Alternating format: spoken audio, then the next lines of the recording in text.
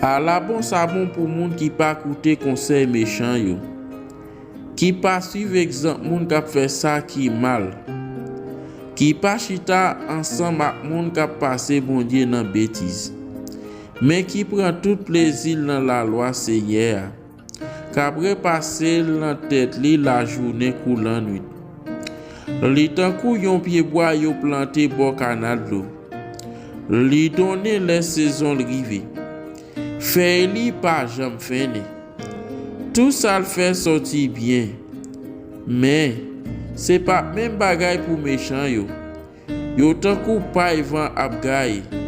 C'est peut-être ça, jour jugement, méchant yo pa kak lever tête yo devant bon Dieu. Moun qui fait mal yo pa chita ensemble avec moun qui fait bien yo.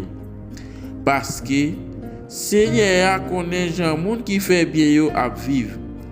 Mais Jean méchant yo a vivre là, yo gen pour yo finir mal. Parole bon Dieu.